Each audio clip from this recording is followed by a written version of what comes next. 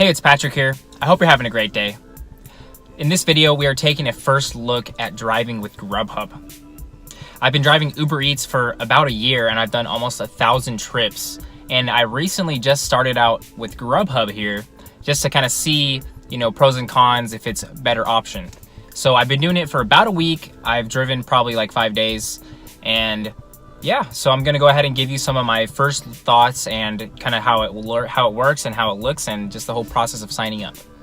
So basically, the sign up process was very easy. I just went on the website, Google GrubHub driver, sign up, and then you just literally type in your information. You go through the forms. It takes a little while to do it. You have to sign up, and then you do that. You initiate the background check process, and submit your driver's license, insurance stuff. It's the same process for any driving app, really.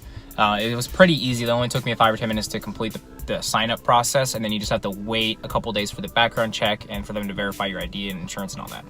So it only took a few days for me to completely get signed up.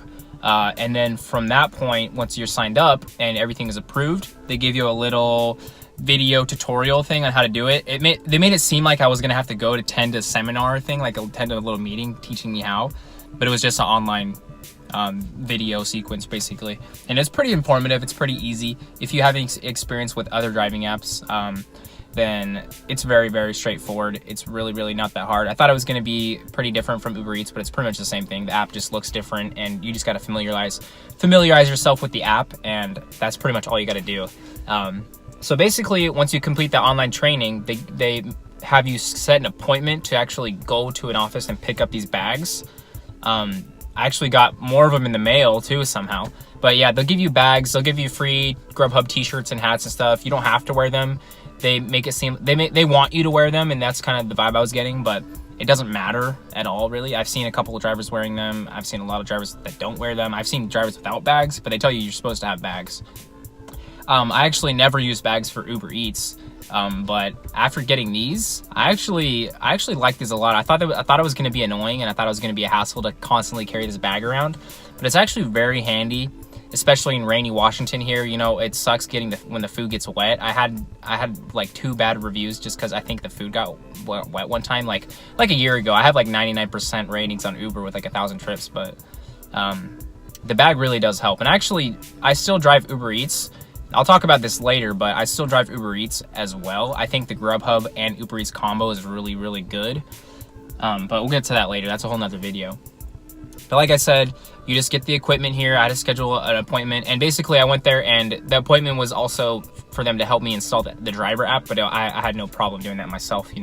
I worked at AT&T for a year and a half. I do all kinds of stuff with apps and all that, and installing profiles, so that was pretty easy for me to do. But if you need any help setting up the app, getting those profiles installed, they'll help you out there. I had to drive over to the Portland office, but it was pretty easy. I was in there for 5 minutes, and they gave me a couple bags, and they were going to give me some shirts and stuff, but they said they didn't have any in my size at the time, so I ended up getting some in the mail for free. I have them. They don't fit super well. I'm never going to wear them, really. It doesn't matter. Like I said, if you want to, you can. It doesn't matter.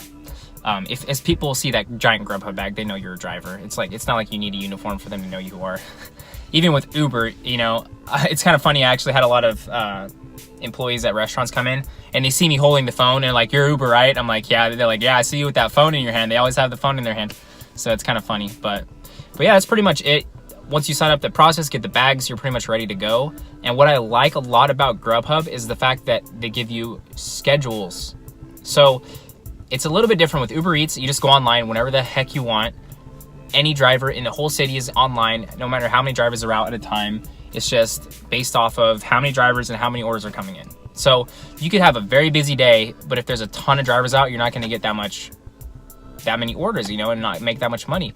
But with GrubHub, they give you the option to schedule. They're called blocks. Now these blocks are little shifts. They're like 2-hour blocks.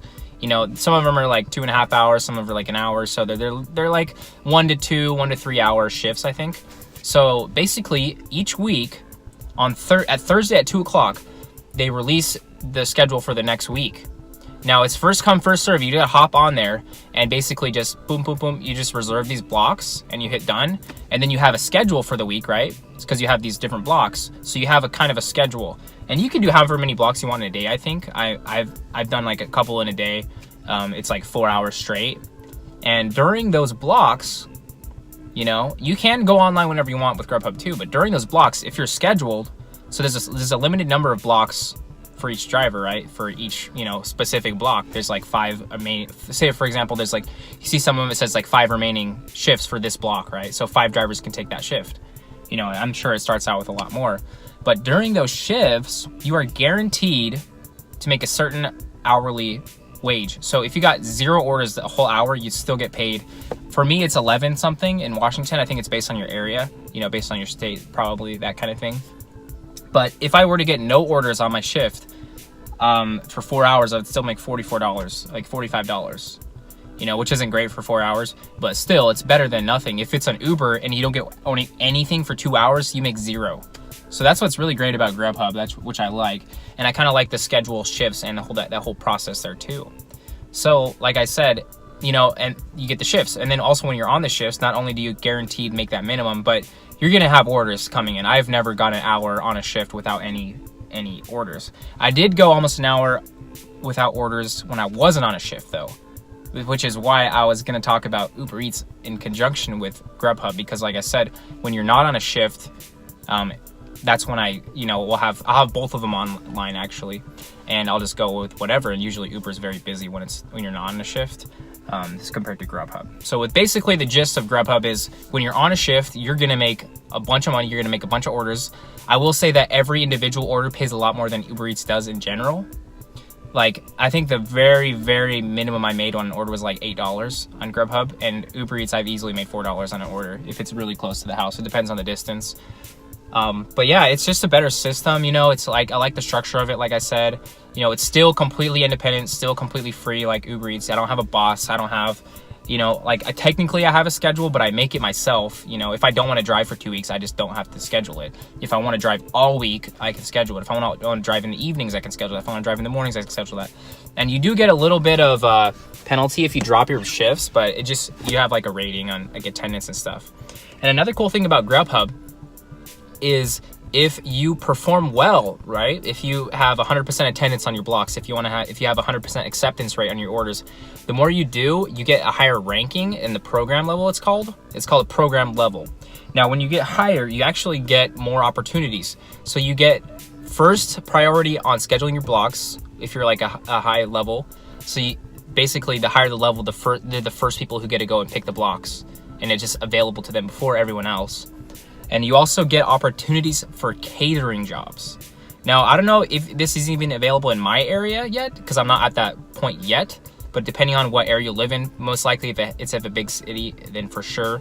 Even smaller cities. I'm in Vancouver, Washington, so it's not a huge city, but it's pretty big, and I'm pretty close to Portland, so I probably might have some options available for that in the future. But I don't know too much about the catering. Like I said, this is kind of a first look, but I'm assuming you're gonna just get paid a lot more. You know, you're gonna be just loading your car up with like a huge thing, and then taking it to whatever whoever hired the catering.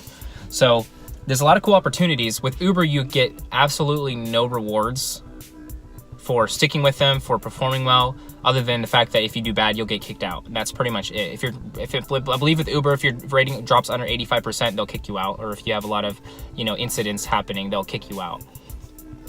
So yeah, that's pretty much the gist of it, I think. I mean, that's pretty much, like I said, that's how it is. So far, I'm liking it really well. Oh, one more thing. I will tell you a little about how much I've been making lately. So I don't have the exact numbers on me right now. It's on the phone, which is recording you right now, so I don't have them, to the penny. But I will say it has been like between $20 and $25 an hour easy on my blocks. Like I said, I did a little bit outside my blocks and I wasn't getting much, so I was kind of doing Uber and stuff with it as well. But when I'm on a block, I easily make 20 bucks an hour every time, like guaranteed. Maybe there's like a couple hours you make 15 bucks in that hour, but overall 20 to 25 easy. I was making 25, 30 for some hours. So that's why that's kind of my range where I say 20 to 25 bucks an hour, which is great. There's so many jobs out there that do not pay you anywhere close to that for doing a lot more work. It's crazy because I've been doing this Uber thing. Like I said, even Uber pays more than a lot of jobs, minimum wage jobs. But Uber, I'd say it's like around 15 bucks an hour for Uber, right? 20 to 25 for GrubHub on your shifts. The only thing is you have potential to have less shifts and less drive time than Uber. So it depends on how much you drive. If you only drive a couple hours a day, 4 hours a day, GrubHub is going to be perfect for you. You can make easy money. The other day, I just put this on Instagram. The other day I made about $75 in 4.5 hours. So it was like 16 something an hour that day, that was in conjunction with GrubHub and UberEats. I did like about half and half that day. So that was just in one day, in 4.5 hours. You know, like I said, it has been 20 to 25 on GrubHub, but that was just that specific day I only had like one GrubHub block, and then I did a bunch of other Uber on the side. So it was almost 5 hours. It was like 2 hours of GrubHub and like 3 hours, almost 3 hours of UberEats. So I made 75 that day. So still, you know, like I said, 20 to 25 for GrubHub, around 15 for Uber. Obviously it's going to vary up and down day to day. That's one thing about it. It's not ever completely consistent, but it's definitely consistent enough for you to make money, pay your bills and stuff. You know, I run into a lot of drivers that they say they do it full time. I've been trying a lot more to drive a lot more. I'll admit I never come anywhere close to 40 hours a week ever on driving, which I'm actually trying to get there so I can see how much I would make if I were to do full time. That's a whole nother video. Like I said, you know, there's a million videos obviously I can talk about GrubHub and UberEats. I just want to share as much as I can with you guys to help you out, because I'll tell you, a couple years ago I was in that job. I hated my job so much. I hated going to work every single day. I hated the schedule. I hated, you know, the freaking shifts. I hated all the bullcrap I had to deal with, all the meetings I had to go to super deep in Portland at 7 in the morning. And I just wasn't happy there. You know, it just wasn't my passion. You know, and I'm not saying everybody has to quit their job. I'm saying if you're unhappy in your job, there's a lot of other ways to make money nowadays. You know, GrubHub, UberEats, I've been paying my bills easily the past year, over a year. You know, like I've said before, I'm trying to reduce my expenses and cut it down so I can move out and all these things and get things in order. But it's been an easy source of income. And like I said, 15, 20, 25 bucks an hour, driving your car, just bumping music super loud, whatever the heck you want to do, eating snacks, you know what I mean? You can bring people with you. I bring my girlfriend with me almost all the time whenever she's free, really. We just drive around and just hang out and just make money. And all you do is basically, boom, an order pops up on your phone, you know, GrubHub, Uber, whatever it is. Then you hit accept. And cool thing about GrubHub, it actually tells you exactly how much you're going to make on every order before you accept it.